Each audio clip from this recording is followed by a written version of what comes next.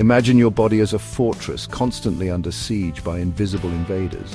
Bacteria, viruses, and other harmful agents are always trying to breach your defenses. Luckily, your body has a powerful weapon to fight back inflammation. It's a complex process, a bit like a controlled burn in a forest. Just like fire helps clear out dead wood and allows new growth, inflammation helps your body heal and repair itself. Inflammation is your body's natural response to injury or infection. When tissues are damaged, they release chemical signals that act like distress calls. These signals alert your immune system, prompting it to dispatch specialized cells to the site of the problem. These cells, called leukocytes or white blood cells, are the frontline soldiers in your body's defense system. They're always on patrol, ready to spring into action at a moment's notice. But inflammation can be a double-edged sword. While it's essential for healing, too much inflammation or inflammation in the wrong place can be harmful. Think of it like this: a small controlled fire can be beneficial, but a raging inferno will cause widespread damage. Similarly, chronic inflammation, where the body's defenses are constantly on high alert, is linked to many diseases, including heart disease, arthritis, and even cancer. Understanding inflammation is key to understanding many aspects of human health and disease. It's a delicate balancing act, a powerful force that must be carefully regulated to maintain the body's equilibrium. In the following sections, we'll delve deeper into the intricacies of this complex process, exploring its role in both healing and disease. Imagine a bustling city, its streets teeming with people going about their daily lives. Suddenly, an alarm sounds, signaling an emergency. First responders, firefighters, police officers, and paramedics race towards the scene, guided by the flashing lights and sirens. A similar process occurs within your body during inflammation. When tissues are injured, they send out distress signals, chemical messages that call for help from the immune system. These chemical signals act like molecular flares, illuminating the path to the injury site.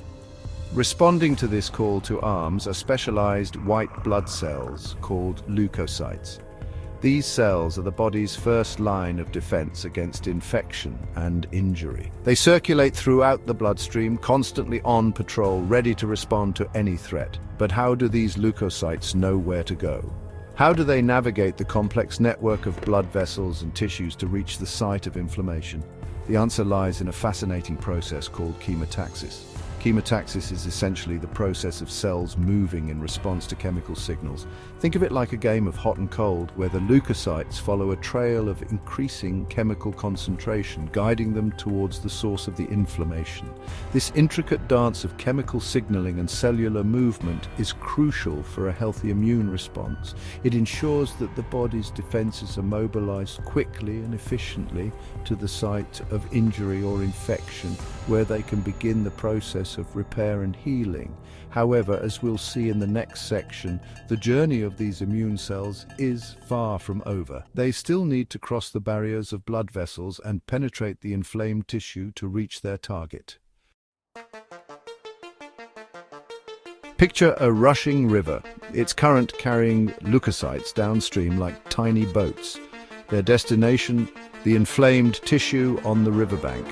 But how do these cellular vessels cross the strong current and reach the shore? This is where the remarkable process of leukocyte adhesion comes into play.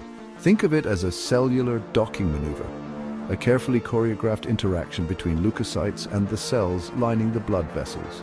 Specialized molecules called adhesion molecules act like grappling hooks and landing pads, facilitating this interaction. On the surface of leukocytes, we find integrins, proteins that bind to specific molecules called ligands present on the surface of endothelial cells lining the blood vessels.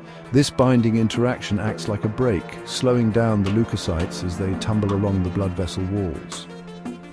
Once the leukocytes are rolling slowly along the endothelium, they encounter another set of adhesion molecules called selectins. These molecules promote a stronger, more stable adhesion, anchoring the leukocytes to the blood vessel wall. This firm attachment allows the leukocytes to squeeze between the endothelial cells, a process known as transmigration or diapedesis, and finally enter the inflamed tissue. This intricate adhesion cascade is essential for a robust immune response. It ensures that leukocytes are recruited to the site of injury or infection where they can carry out their protective functions.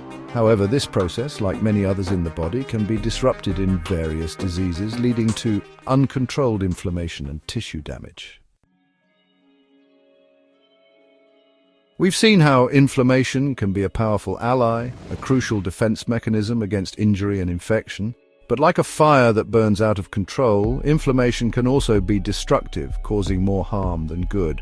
When inflammation becomes chronic, or when it occurs in the wrong place at the wrong time, it can contribute to a wide range of diseases. Consider asthma, a chronic respiratory disease characterized by inflammation and narrowing of the airways. In asthmatic individuals, the immune system overreacts to harmless substances like dust mites or pollen.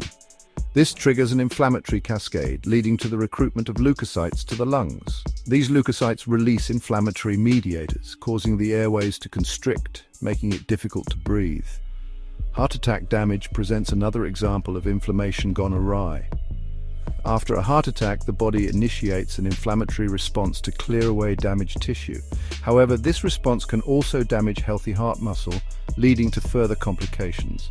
The excessive influx of leukocytes, while intending to help, can actually worsen the damage, contributing to heart failure. These are just two examples of how dysregulated inflammation can contribute to disease. Chronic inflammation is now recognized as a major driver of many chronic diseases, including heart disease, cancer, Alzheimer's disease, and autoimmune disorders.